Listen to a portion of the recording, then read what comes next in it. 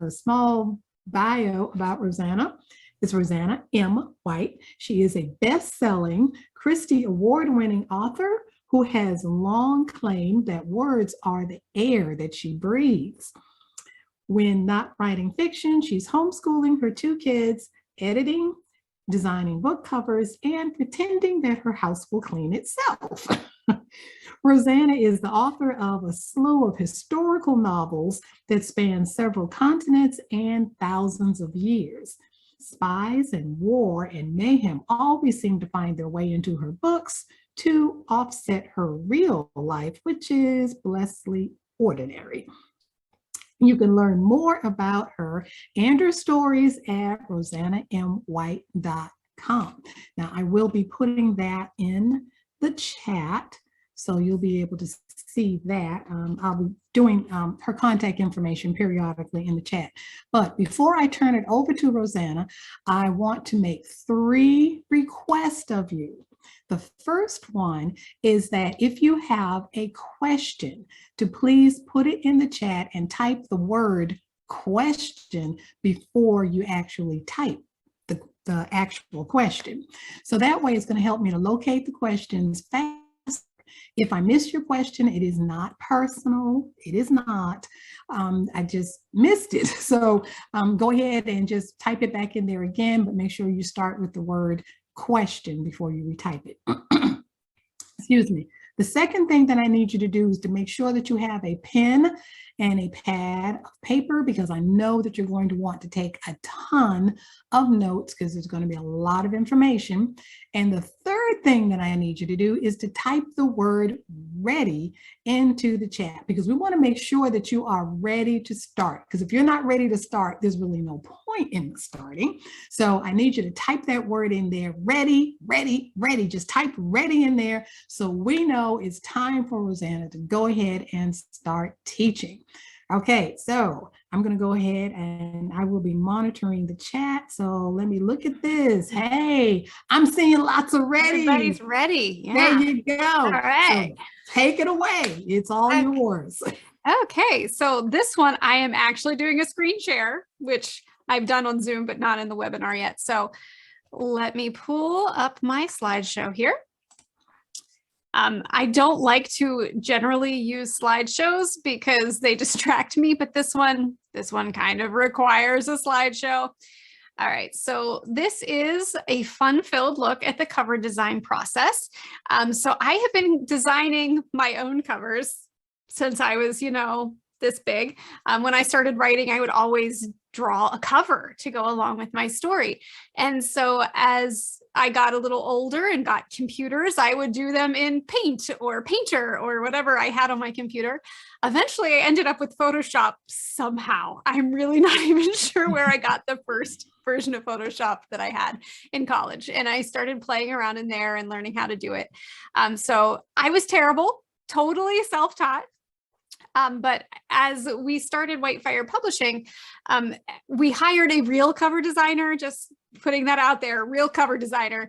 But I would always play with the covers before or while they were working, and then try to compare what they did versus what I did and learn from them. And it got to the point where I eventually started to actually figure out what I was doing. And one of our authors said, "Hey, I want you to design my cover." So I said, "Okay, I'll try." And that was what started Roseanna White Designs. So I have now done, I don't know, hundreds, thousands of cover designs. I don't even know anymore. I designed all the covers for the Whitefire group. So that's Whitefire, Ashbury Lane, White Spark, Chrism Press. Actually, Chrism has another cover designer too. We share responsibilities. She does most. I do a few. So most of the time I do not get to design my own covers because I am not a Bethany House designer or a Harvest House designer or a guidepost designer, but I have gotten to do a few of those. And as rights come back to me and I put things out, I've gotten to do my own. And that's always very exciting because I know exactly what I want my characters to look like. So that's fun.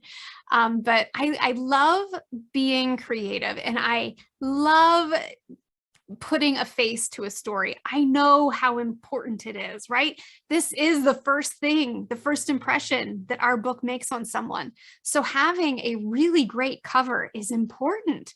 And I mean, we all know we judge books by their covers, right? I do it. I'm sure you do it. So having a cover that perfectly captures your book and is appealing and pulls readers in is so important. So as I have been doing this for the last, I don't know, 10 years, I've learned a lot. And again, I am totally self-taught. Me and YouTube. YouTube is my teacher. Love those tutorials. But I've read articles. I've learned all this different stuff about what goes into a good cover. And so it's something that everyone has an opinion about. Everyone is excited about when it comes time for you to get a cover for your book. So it's just a fun kind of class to have it. I'm not really teaching you how to design a cover. I'm just teaching you what goes into one. And this is not the sort of class where I'm just imparting pearls of wisdom constantly. So please do feel free to ask questions anytime. I told Dell to interrupt me anytime with questions. This is not one where I have to maintain like one train of thought, one focus the whole time. So we're just going to dive in. And I will also say the website that I gave to Dell, Roseanna M. White, that's my main author site. I do also have, and I didn't think to give this to her because I'm a genius, Roseanna White Designs is particularly my design website. So if ever you have a question or want to look at my portfolio or anything, go to Roseanna White Designs, which I will, well, let me pop into the chat. Yeah, there we go. I'll type that in if I can type my own website. There we go. Okay. So put that back up there. Okay, I have totally screwed up my screen now. Okay, I did it again. All right. Okay, so I'm going to go ahead and start the class. All right, so what makes a cover appealing? Well, we want to have a couple things. We want to make sure that we have obviously images that are appealing, but digging a little deeper, what does it mean for an image to be appealing? Well, it needs to evoke emotion. It needs to make the reader or the viewer ask questions that make them then want to pick up the book to learn the answer. Or it's just an item of interest to the target reader. So not necessarily to everybody, but to the target reader. So, silly example, if you love knitting and you see a book cover with balls of yarn and knitting needles, that's going to appeal to you. It may not appeal to Joe over there who doesn't like to knit, but it's very targeted. So it's going to be of interest to the people who are the target readership of the book. So ultimately, our goal is always to make someone pick up the book, to make them think, that's a story I would like to read. And I love, like over the years, I've just shared a lot of covers that I've designed and I'll put them up on social media and I get all these comments going, oh, that looks like a great book. It's like, you don't even know what it's about. Like you see nothing but the title, but just the title and the cover convinces them that this is a story worth reading. That's what we always want our covers to do. Make that reader reach for the book, whether that's online or in person, make them want the book. And of course it has to look professional. I don't know about you, but there have been times when I have scrolled through Facebook and there's been a, promoted image or something that flashes up in my home screen and it's a book and I go, oh my goodness, that is horrible. We've all seen them, right? The covers that scream, I did this myself. Now, again, I'm totally self-taught. I did it myself for a long time, but you have to, if you want to design your own covers, you really need to make sure they do not look self-designed. They need to look professional. There's so many out there these days that a lot of people will just scroll on by if the cover doesn't say this is professionally done. Because if the cover looks like you took, clip art and word art in Word and created this cover, what's the book going to be? Is it also going to be just you slapping something together and not having it professionally edited? So this is, again, it's your first impression. You want to say, this is a great, well done book. And that's what you want the cover to say. And so, of course, it needs to convey something important about the book. So maybe the thing that you want to focus on is the tone. Is it dark and moody? Is it bright and light? Maybe you want to show the characters. Maybe you want to show an action scene. Maybe you want to make sure you're focusing on the setting. This is very important for historicals. We want to make sure you can tell in a glance it's historical. So you might have the costuming or the background that looks very historical. Or, maybe you just need the subject matter to be there on the cover, especially for nonfiction. Sometimes you just want the title to stand out, to stand on its own. And that's all you need. Especially if you're a well-known author, sometimes that's really all you need. The title, your name. There you go. So whatever your focus is, you need to make sure that the cover conveys those items. So I use as examples mostly my own book covers because I can and I don't have to get into anything. So we're mostly going to be seeing either covers I designed or the covers used on my books. So here is the cover of one of my books called A Lady Unrivaled, obviously. So what can we tell just by looking at this?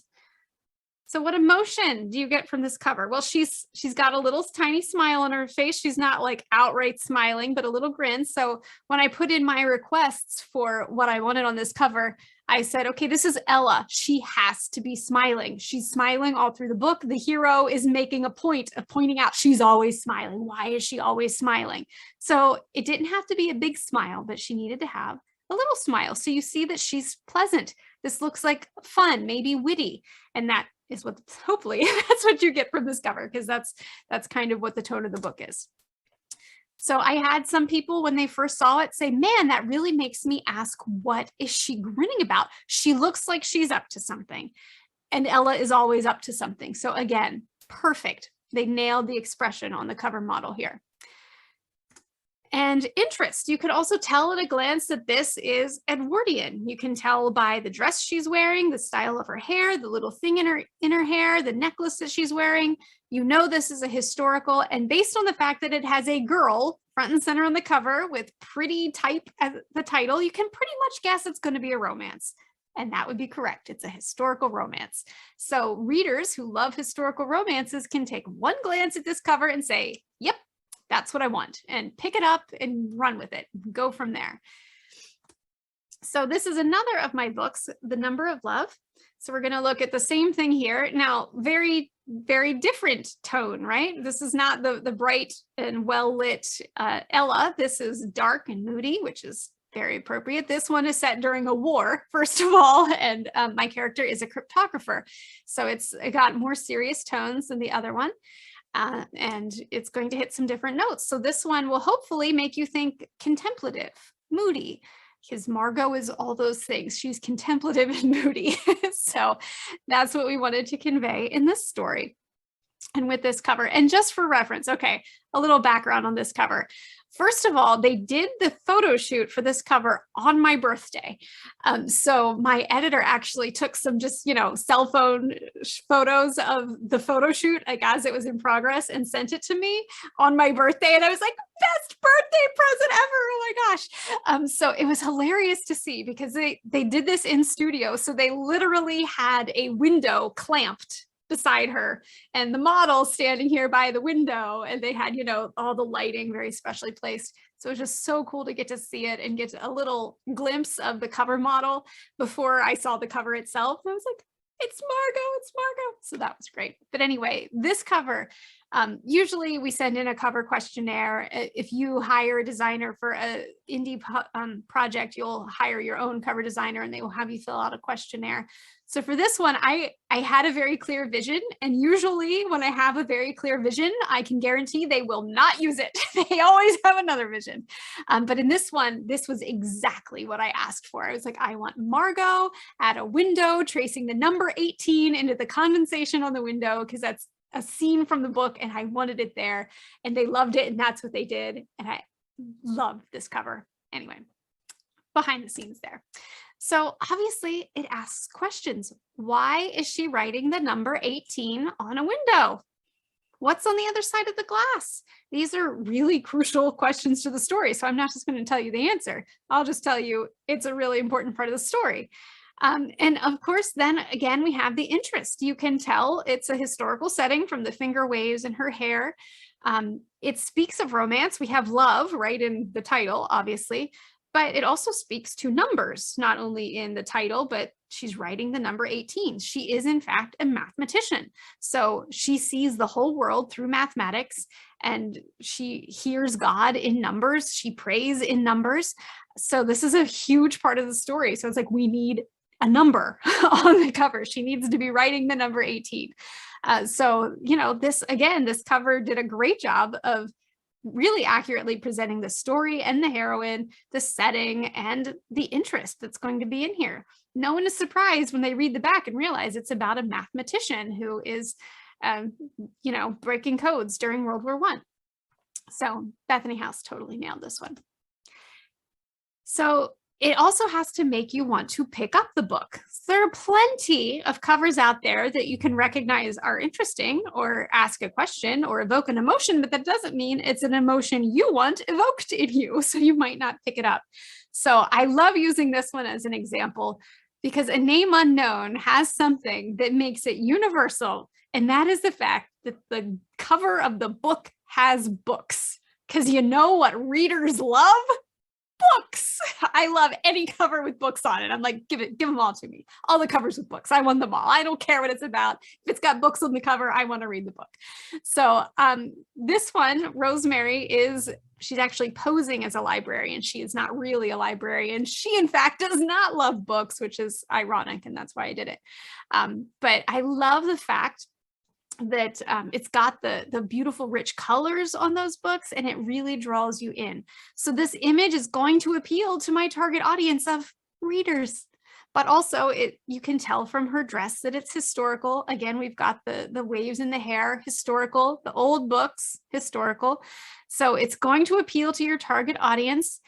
Color and positioning are so important. So I love the rich tones that they used in this, that her dress is kind of the same shading as some of the spines of the books. That's just brilliantly done. And just the positioning also really draws you in, like the body position. It speaks of movement. You can see her pulling this book off, even though it's just one moment in time. And she's looking over her shoulder like, what's going on here, right? So title, font, and placement are easy to read, even in a thumbnail image. This has become super important over the years. It used to be a title could be small because you're picking it up off a physical shelf, so you can just look at it. It's not a big deal. But now everything has to pop in thumbnail. So you need a title and the author name to both be viewable and readable in very small size. So if you look at designs from 10 or 15 years ago, that may not always be the case, but as designs get updated, that's something that we designers are definitely keeping in mind. Sometimes arguing with authors about it. I've had a lot of authors who say, oh, my name doesn't need to be that big. And I go, actually, yes, it does, because it needs to be visible at Amazon thumbnail size. So something we have to take into account. And that's why you'll also see a lot of white text, because it pops very well against a lot of background colors. And of course, we want it to look professional. So I'm going to do some comparing and contrasting here. So we recently acquired, well, not so recently anymore, 4 years ago, acquired Ashbury Lane, which had a line of really great books. And some of the authors, when they came to us, said, can I get a new cover, please? So we did some redesigning. So I'm going to kind of contrast the old versions and the new versions. So when we look at the cover of the memoir of Johnny Devine, it has some great elements. It's got the keyboard and the rose, which is very relevant to the story, and it's a beautiful image. And we've got the marquee above, which is also very important to the story, but the colors don't mesh very well. And the title fonts don't really jive perfectly either. So we came up with a new cover, which was a lot more simple. We just wanted stark contrast of, girl writing, and she's not sitting at a desk. This is actually her crouched on the floor with her typewriter on a stool, and the light just flooding in behind her. So this captures the mood of the story, the tone of the story, and it's one image instead of two competing images that don't match perfectly. And for the title, we wanted to keep mostly a very simple font, just simple and classic. And then we wanted a handwritten font for Johnny Devine because it's his memoirs. Go figure. So she's actually typing up what had been handwritten. So Camille loved how this new cover turned out. I had a lot of fun working on it. We do have the important things like the seal of excellence that she received from Romantic Times, and the endorsement there. So we still hit those major points, but we also kind of simplified because the first one felt too busy to her. Okay, let me interrupt you. Okay, I do have a question.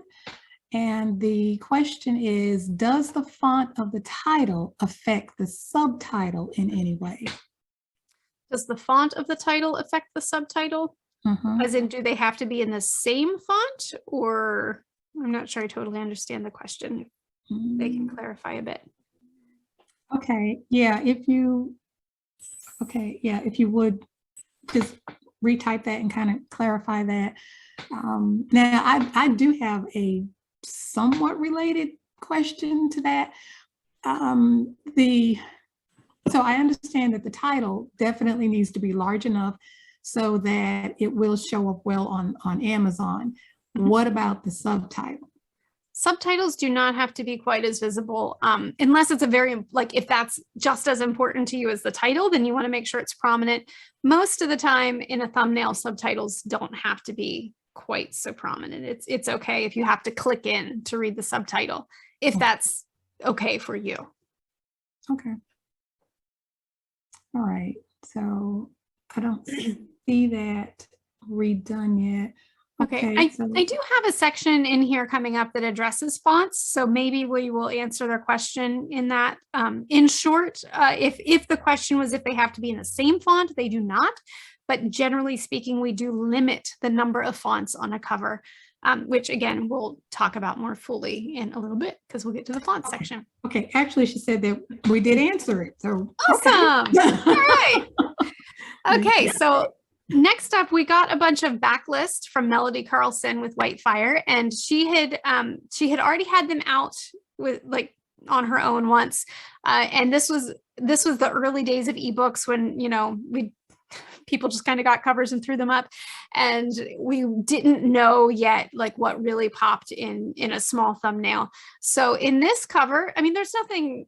It's not a horrible cover, but you don't really get the feel of the story, and the font being so narrow, it was kind of hard to read in thumbnail. So we liked how the colors pulled in, but we just didn't feel that it was, quite the cover that she really wanted. So the character in this book actually has that disorder where when they don't have enough sunlight, they get physically ill. So she needed to bask in the light. So we found this image of a middle-aged woman, which is what she is, unlike the one in the first one, who is just soaking in the sunlight because this is part of her health issue. She's soaking in the sunlight. So we went with that. We went with a character just, the sunlight flowing in on her, and then it is contemporary. So we used some nice, clean, but kind of light and fun on the script fonts to pull you in and put in the endorsement she had up there. So, it conveys a different tone than the first one. The character is a interior designer, so having a house is relevant. We don't get that in the second one, but we decided more important was getting the tone and that feel of she needs light flooding in. So that was what we went with this book. Next up, so my friend Pepper, maybe you guys have read some of her books. She's an awesome writer. We have this fun arrangement that she will kind of mock up what she wants in a cover and then sends it to me to make it look finished. So for this cover, it was for a novella. She knew what silhouette she wanted to use. She's like, this background is awful. I just threw something in there. I don't know what we want in the background. Figure that out for me. And she liked the idea of this font. So she just kind of tossed that to me and said, okay, your turn. We, tennis match it over. So we came up with this. We decided to lean into the stardust, the stars, and do a starry background and just kind of frame it a little bit, and went with the night sky, blue colors, since we have stars, excuse me, in the title. And instead of having every word in the script font, because that can be hard to read, especially on longer words like between, we selected which words were in the font and had the other ones just in a serif font. If you don't know anything about fonts, there are a couple categories. Serif is when it has the little like hooks on the end. Sans serif is when it does not have the hooks. So it's like Arial and Calibri are a sans serif font, Times New Roman is a serif font. And of course, scripts. There we go. All right. Another one we acquired when we acquired Ashbury Lane was this series from Sarah Davison, the 7 trilogy, which is romantic suspense. It actually is set in a near future, but it's not like futuristic. So as soon as we said we are acquiring Ashbury Lane, Sarah was like, I need new covers. I need new covers. So while this may say suspense and, you know, you have something on fire, it does not say romantic suspense at all. And the font is a bit like fantasy-esque, and that was not what she wanted for this book. So what we instead ended up going with was this, and that set the tone for the rest of the series. So she wanted the characters, bright blue eyes, a book, because she is a bookseller in a world where certain books are being outlawed again, and the city where it is set. So the colors are very bold, which speaks to action and suspense, but you also have the heroine on there and easy to read fonts that do not say, you know, paranormal or fantasy. So she wanted it to be a little more standard on the fonts there. And another one, again, I'm just using a bunch of Ashbury Lane, that this cover we actually did not replace right away because I liked it. I was like, oh, it's cute. And Camille eventually said, yeah, but the story's not cute. The story's actually kind of moody and serious. And I went, oh, okay. All right, I got you. So this is what she wanted. So as you can see, very different tones. We've got different colors, where the first one is bright and sunshiny. The second one has a storm moving in, and it's very subdued tones. So yeah, while I liked the first cover for a romantic comedy, it apparently wasn't a romantic comedy. So we decided to go for the more, you know, the mood of the story. So that's just an example of how, you know, the same elements of a guitar and, you know, the same title can give you very different feels. And so we're going to move on to conveying something about the book, which obviously is very important. So this was actually the first cover of my own I got to design for a novella that Harvest House put out with my Culper Ring series. So you can tell that a masquerade is probably going to be important in the book. You can tell the era. So this one is set during, actually right before the French Revolution begins. And you can kind of just tell that at a glance. And then the elements had to match the series. So I had no say in those. It was the font and the styling of the series at the time. I have actually just redone those covers, so it's a bit different now, but that's how it was. So Soul Painter is still one of my favorite covers.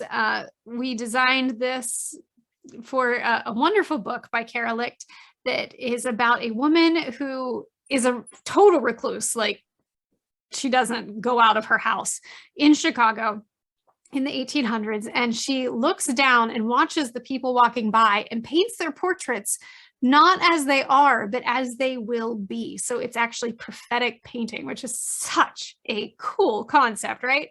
But it's very Gothic and very mysterious. And this, when I first read her submission, it was like the first time I'd read a submission that was like, oh, like gave me chills. Just her voice was just spot on with that Gothic voice. So of course we needed a cover that captured, you know, this Gothic element, and the fact that the kind of inciting incident of the story is she actually ventures out into the town on a foggy night to rescue someone, to try to change this future that she's painted. So very cool concept. And we just loved the, you know, dark tones, but there's still some light, the mystery, the woman in the cloak, which is straight from the book. So it definitely tells you something about the book. Okay, I have a question. Okay, do the cover styles change over time? Absolutely. Pick up a book from the 1980s. Yes, that's all we need to say. Yeah, cover trends definitely change, and they've gotten a lot more genre specific. So, which this is actually a perfect example of here. Lovelace and Minor Alterations is a romantic comedy, and it's very modern, very contemporary, very witty. Like the voice of Joy Palmer is so witty, and we wanted a cover that conveyed that. And that's not obviously the same as what other covers are going to do. And you know, this was a very on point, on trend cover because it had a bunch of fonts, which usually is a no-no unless it's the whole point. Like if the point is a bunch of fonts on a cover. So that was really our focus here, was to have a different font for each word, to be very trendy and kind of title focused, but also have the image in the background. You look at this, she's in a wedding dress. So obviously we have something to do with weddings. Absolutely right. And the title being Lovelace and Minor Alterations, well, wedding dresses. This speaks to it very clearly. So the heroine of this book is actually a manager of a wedding dress shop. So it's not about her being the bride. It's about her working with these brides, and they're annoying her so much because she's ready for her happily ever after.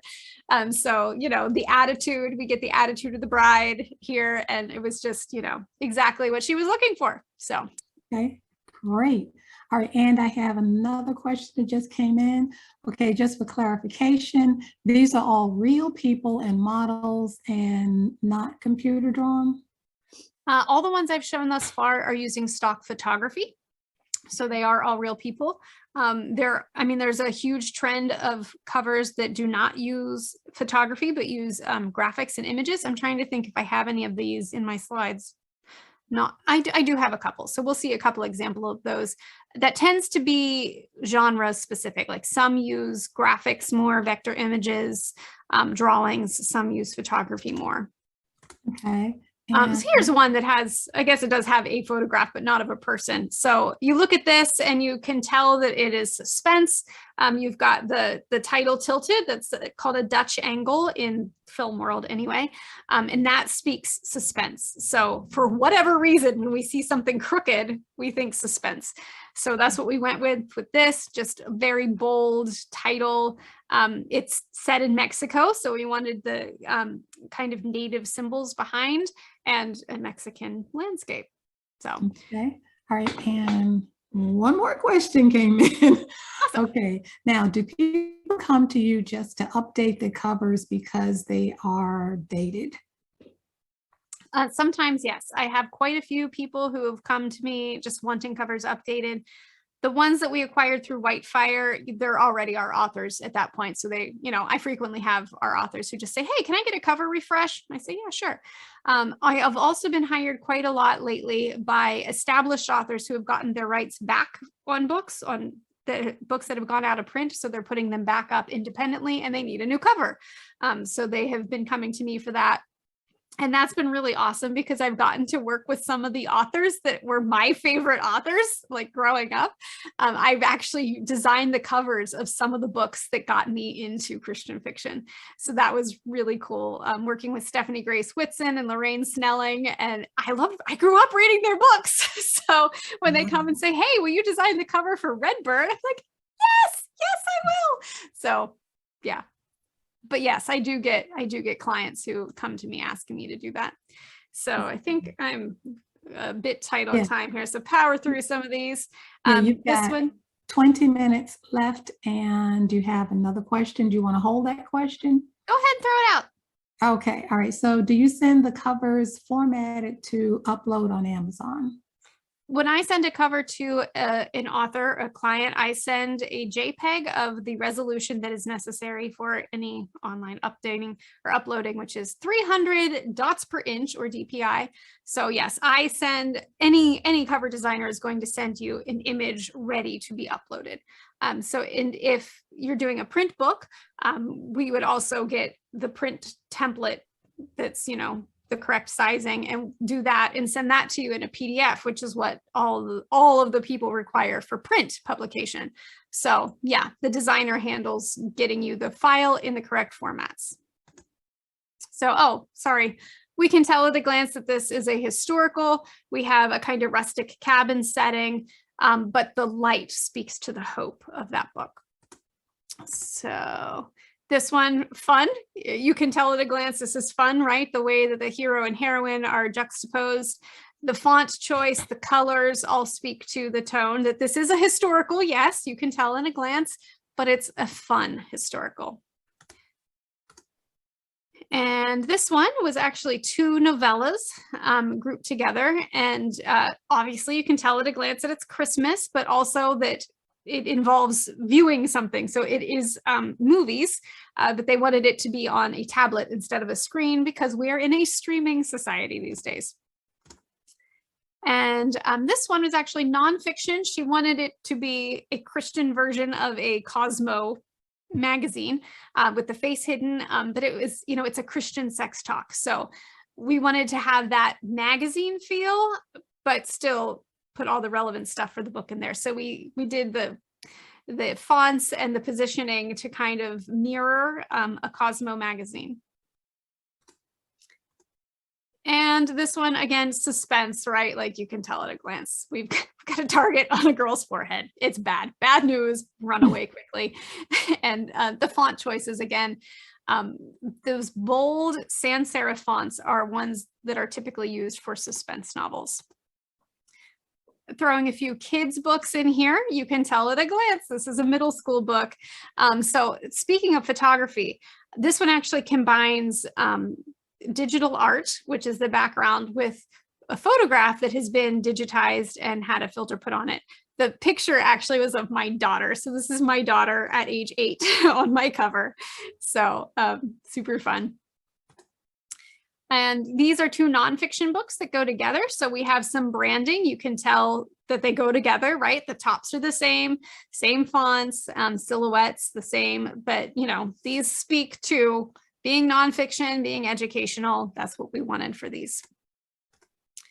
And How to Help a Grieving Friend, Stephanie Grace Whitson. You can tell, again, it's nonfiction. It has that vibe. It mixes fonts and it has the whole dark to light. So grief is a dark thing. You're offering a bit of hope with the flower. And here's another one that's just graphics. So Boss Mom is nonfiction. It's about balancing your 2 worlds. So we wanted a clear like distinction and balance. We wanted different parts of this. So we have the light and the dark and graphic vector images here, illustrations, because it was, again, very just on point with the genre. All right, so some general design rules. Rule of thirds. So you may have heard of this before. It's big in kind of all art. It's big in photography and in film and in book covers. So you do not want your cover to just be cut in half with, you know, a top and a bottom. You want it to be in thirds. This is just what is kind of magical to the human eye and the human mind. So in The Reluctant Duchess, you have her face and the window behind her in the upper third, the title in the lower or in the middle third, and then my name and her torso and the bottom flourish in the lower third. So it's not like you look at it and go, oh, it's divided into thirds, but it is. If you were to divide this into 3 parts, you would see her face, title, my name. And that's what that one's kind of all about.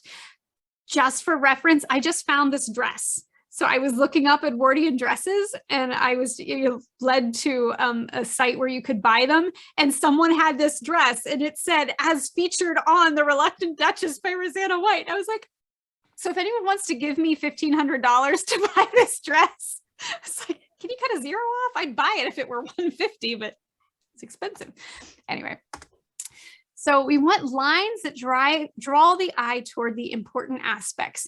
So you don't want things to draw your eye away from important things like the title or the character's face. So in this one, this is actually one I designed. We have the lines in the pavement and the pillars, both drawing the eye toward the title. So that was something that I used in that. It was just the background image, that it draws your eye straight to where I wanted it, which was the title of the book. Here's another one that does a similar thing, nonfiction book, but we have the road with the vanishing point leading your eye again up toward the title.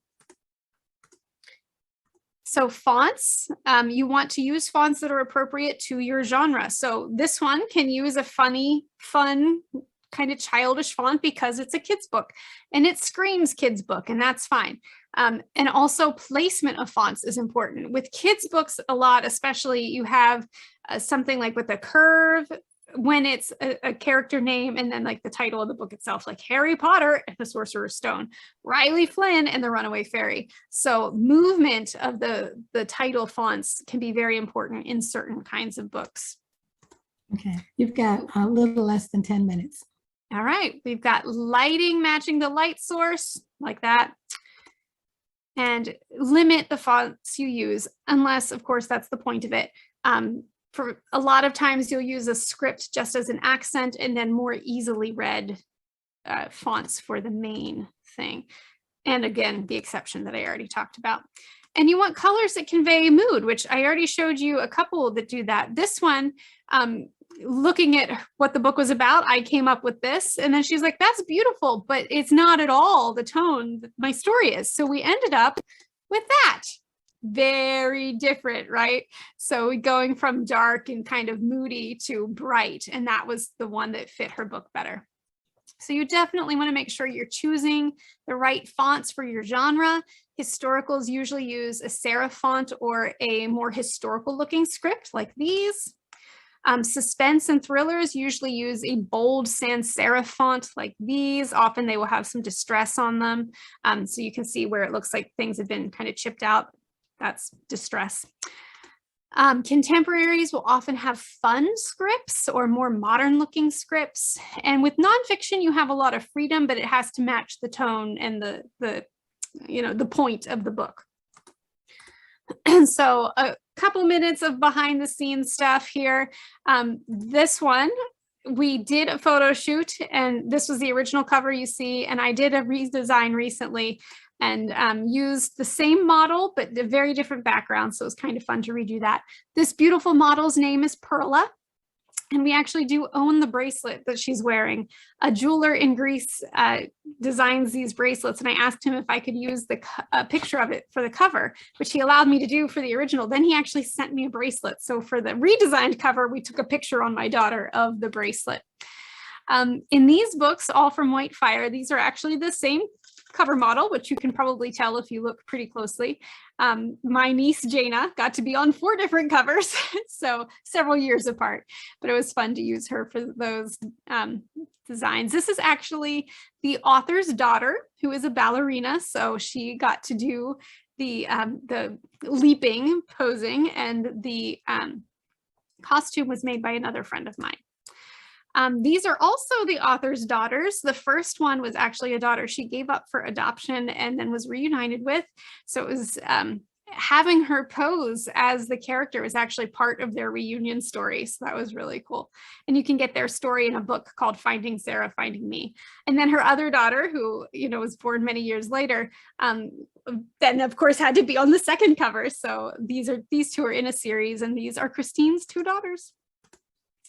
The Nature of a Lady is one of my more recent ones. This cover design was beautiful and I loved it. And when the book released, someone commented on my Facebook page, like tagging someone else, and goes, "There's our Ashton." And I'm like, huh? So it was the model's grandmother, who was already my reader and was so excited that her granddaughter who is a professional model, got to be the model on my cover. So I got to hear all about her beautiful heart and how she is a perfect heroine. And I got to communicate with her and meet her online. So it was really kind of neat to have that connection. All right, there we go. Okay. Finishing up here. Have a few minutes then left to answer questions. Great. Okay, now I don't see any more questions, but I've been getting some good feedback, definitely some positive feedback. And I have this comment as well. This one I definitely want to read. Okay, it says, oh, wait. Let me move this over now because I just lost it. Okay. All right. It says, I could listen to you and see your covers all day long. And all day long is in caps. I agree 100%. Okay. And then she says that I love art and writing equally. So this might be my all-time favorite workshop. So great variety and deep thought behind these covers. I agree with her 100%. Yes, yes, yes. And I'm seeing some other folks that, yep, they're agreeing as well. Okay, and now we do have a question. Yeah, okay, and I have that same question. Okay, is it possible to get a copy of the PowerPoint? Sure. I will have to think of how to get that to you. Email me. You can contact me through my website, or it's just rosannamwhite@gmail.com is fine. And I am happy to send that along to you. And I'm trying to think, I don't know if I have it. I have most of my classes pre-recorded and on my website for purchase, where you can then watch at any time. I don't remember if I have this one on there yet. So go check out either of my websites, Roseanna M. White or Roseanna White Designs, and go to the classes and workshops. And it may be up there already with me talking. Otherwise, you're welcome to just get the slideshow. That's fine. But Okay. it may be there already too with my lovely dialogue. Okay, and I guess we just answered this question, because where could we find a template to design our own? So would that be on the website as well? Well, I don't have templates for design, but generally there are places where you can get pre-designed covers or things where you can just plug things in. Otherwise, if you're looking for a very custom design, you'll want to hire a designer. If you're talking about the images, I get almost all of mine from shutterstock.com. I have a subscription, but you can get them. You can buy just one or buy a package of 10 or something, and then pick which images you want, which is what most of us end up doing, is using stock photography or illustrations. Okay. All right. So there aren't any more questions, but just one more person thanking you. We have a number of people that are just thanking you, because this was really great information. Yes, yes, yes. Excellent. Well, I'm saving the chat so that I can go read what everyone said later.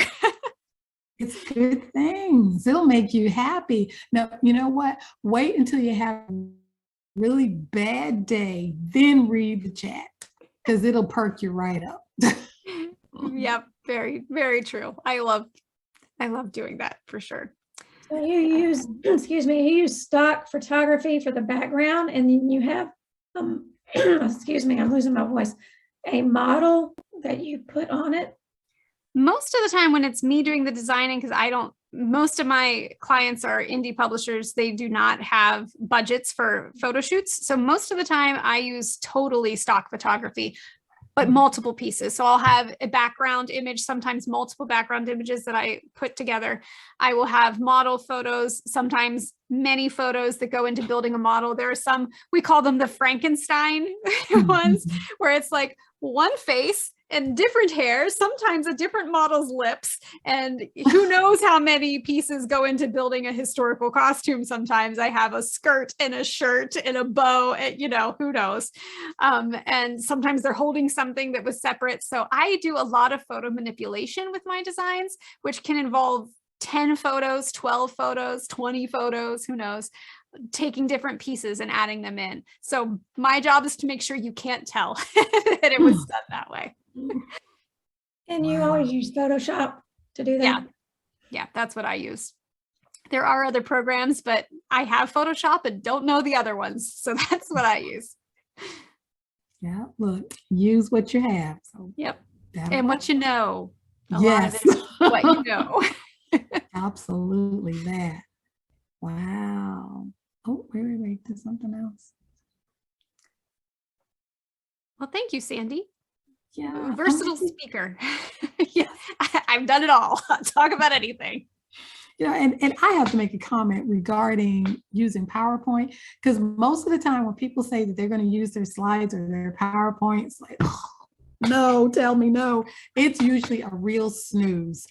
This was like, oh, okay, I'm trying to look at the chat. I'm like, oh, but I want to look at this. Okay, let me look at the chat. I'm like, I want to look at this. A cover design class, you have to be able to see the covers. It was good. Yes. I mean, definitely, well, definitely good. Yes. Well, I'm glad you all could join me. It was super fun. And yeah, so I think we're about to get kicked out, but it was fun. Thank you all. You did a great job. Thank you. Thank you. Okay, enjoy your homeschooling. Now, how much longer? You have young children still? My oldest is finishing up 11th grade and my youngest is finishing up 8th grade. So we have 4 more years. Okay, they will fly by. They will. They already have. So Wow. yeah. I mean, I couldn't get over it. I mean, when my child walked across that stage, I'm like, oh, my baby. I know. My baby's going to be a senior. I don't know how this happened. She was 4 yesterday. We were just starting this stuff. See? Yeah. That's so crazy. All right. Well, thank you all, everyone, for joining me. I hope you enjoy the rest of your day. I will be in the faculty Q&A thing at 4, so you're welcome to come there and ask questions if you have more for me. And yeah, see y'all later. All right. Bye-bye.